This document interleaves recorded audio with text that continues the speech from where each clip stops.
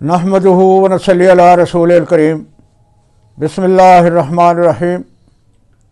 अस्सलाम वालेकुम नाज़रीन। मेरे नाज़रीन की तरफ से मुतालबा हुआ है, सवालात आए हैं कि डाइवोर्स का तरीका कानूनी बयान किया जाए। गो के मुख्तसरन मैंने कहीं इसका ज़िक्र किया था, लेकिन आज हम सिर्फ डाइवोर्स के बारे में आपसे मुखातिब होंगे कि डाइवोर्स किस तरीके से की जाती है, कानूनी तरीका क्या है। लिहाजा पहला तरीका तो यह है कि डाइवोर्स ज़बानी, यानी कि ओरल या तहरीरी। दूसरा तरीका है divorce on the basis of khula, dissolution of marriage on the basis of khula. तो ये दोनों तरीके मैं आज के इस लेक्चर में आपके सामने रखूँगा।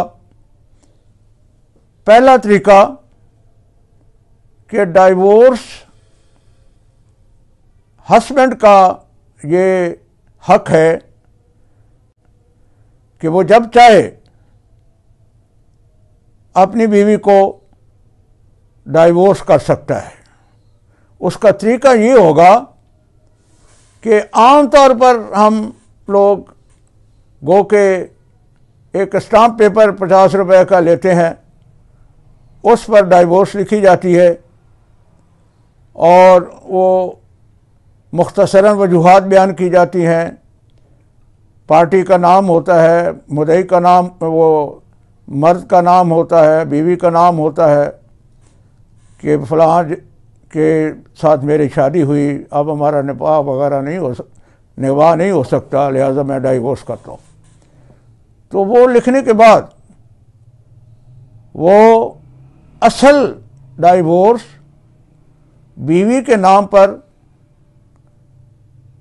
पोस्ट की जाती है, या तो पोस्ट की जाती है या अगर बाय हैंड देनी हो, यानी कि वो मौजूद हो, तो फिर उससे वसूली का, दूसरे कॉपी के ऊपर वसूली की दस्तखत लिए जा सकते हैं। क्योंकि आम तौर पर जब डाइवोर्स हो रही होती है तो नाचाकी होती है। तो हाँ, अगर वो उसके घर में है तो यकीनन उसने ज़बानी डाइवोर्स की होगी, तो वो ज़बानी डाइवोर्स भी कर सकता है। लेकिन अगर ज़बानी डाइवोर्स नहीं हुई, तो अगर ज़बानी भी हुई है तो वो उसको तहरीरी तौर पर उसको देनी पड़ेगी, ताकि क्योंकि ये एक बहुत अहम अमल होता है। सो उसका एक नोटिस यूनियन काउंसिल को देना होगा, और वो अगर वो यूनियन काउंसिल, यानी कि वो औरत अपने माँ बाप के पास रह रही है, तो वो उस यूनियन काउंसिल के पास जाएगा जहाँ उसकी बीवी रह रही है, तो उसको भेजा जाएगा और वो बाई पोस्ट होगा।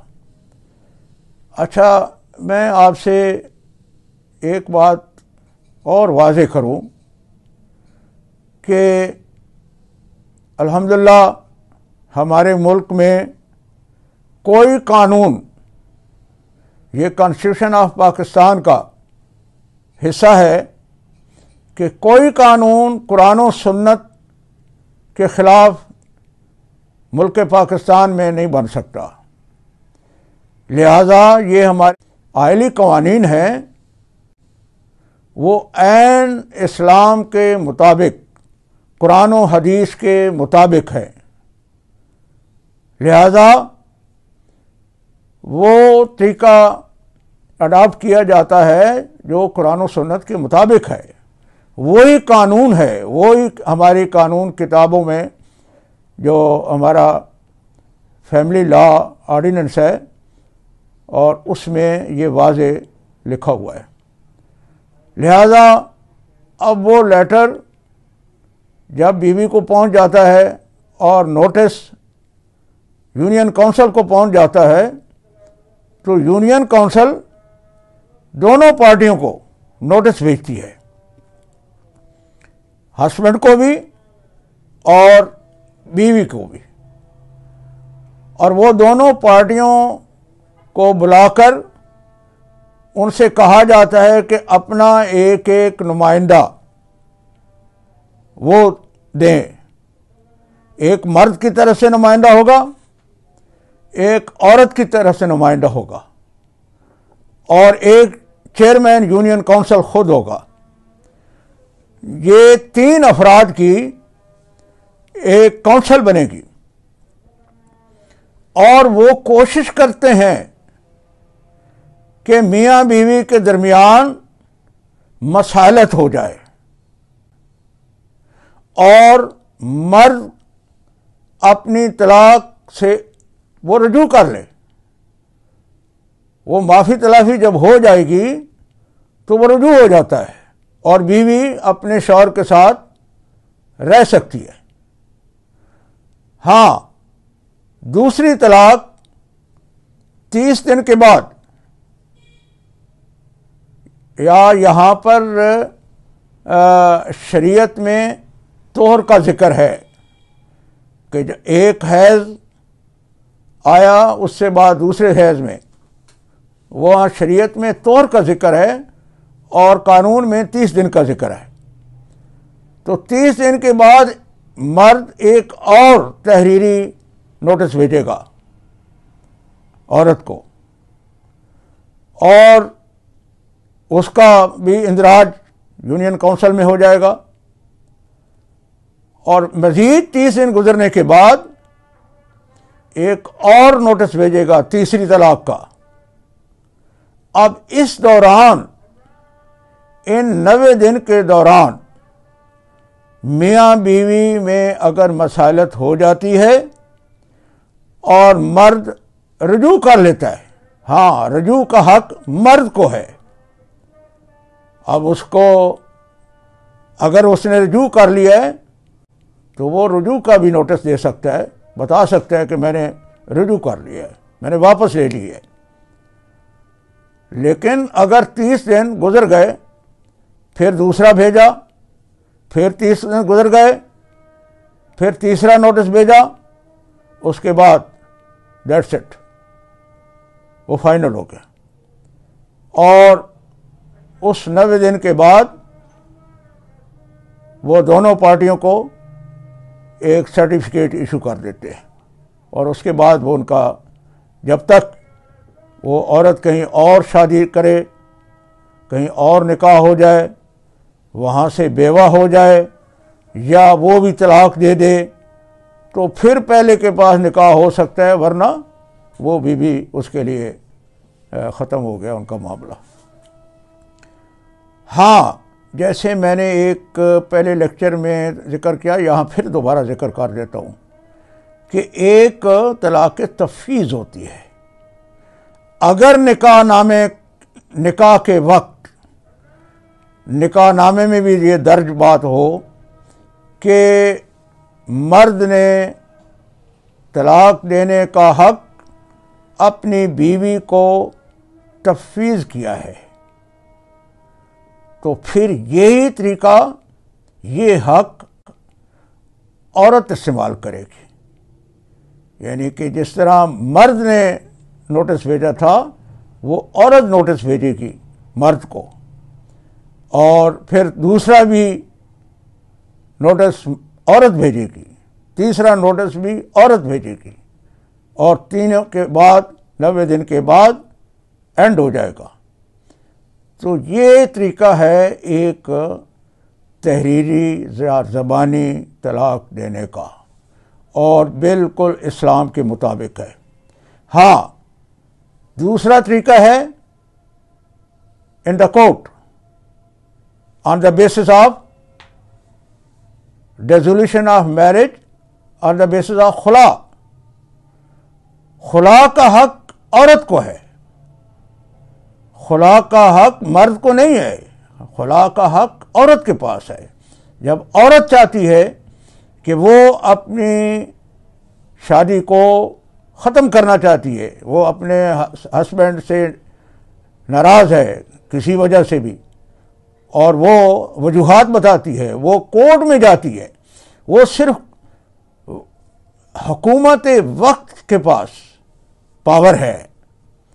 वो जो अदालतें बनाई गई हैं ये हुकूमत की बनी हुई अदालतें हैं, और उन्होंने इन अदालतों को तफवीज़ किए होते हैं अदालती ज़िम्मेदारियाँ बाकायदा नोटिफिकेशन के ज़रिए। तो वो औरत resolution of marriage on the basis of खुला करती है, और फिर जवाब नोटिस के ज़रिए डिफेंडेंट को कोर्ट बुलाती है। कोर्ट में पेश होता है मर्द, वो अपना जवाब दावा देता है। वहाँ अदालत कोशिश करती है वही काम जो वहाँ मसालती अदालत ने, मसालती काउंसिल ने किया था, उसके पास यूनियन चेयरमैन के पास, चेयरमैन यूनियन काउंसिल के पास, वो काम फिर जज साहब करते हैं, वो अदालत करती है, फैमिली कोर्ट करती है। फैमिली कोर्ट में जो प्रिजाइडिंग अफसर जज साहब होते हैं वो करते हैं। वो दोनों पार्टियों को इकट्ठा बिठाते हैं और उनको समझाते हैं, कोशिश करते हैं कि उनके दरमियान मसालत हो जाए।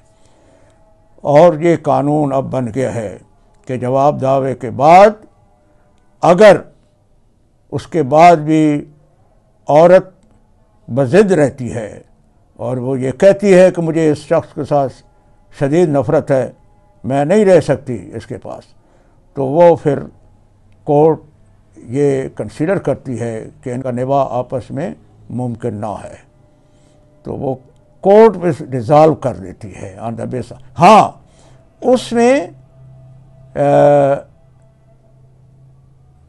एक शर्त है, फिर औरत को ज़र खुला देना पड़ता है। वो हक महर जो मुतय्यन किया होता है वो डेफर्ड का 50% और प्रॉम्प्ट का 25%।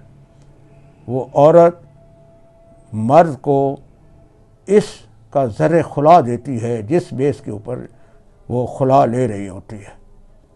तो ये कानून है और ये इस्लाम की और हमारी अदालतों के शरई निज़ाम जो है, जो निज़ाम अदालती चल रहा है, इसके बिल्कुल कानून के मुताबिक है। लिहाजा अल्लाह ताला से दुआ करते हैं कि अल्लाह ताला हमें, बहरहाल आजकल हमारे यहाँ ये मसाइल बहुत ज़्यादा हैं, इस पर नौबत ना आए, कोशिश की जाए कि ज़िंदगी निभा हो जाए। बहरहाल ये हम अवाम उन्नास के लिए हम ये सारे लेक्चर देते हैं और हम उम्मीद रखते हैं कि आप हमारे चैनल को सब्सक्राइब करेंगे, अपनी आरा से नवाजेंगे। हम कितना फ़ायदेमंद साबित हो रहे हैं आपके लिए इन लेक्चर्स के ज़रिए। Thank you very much.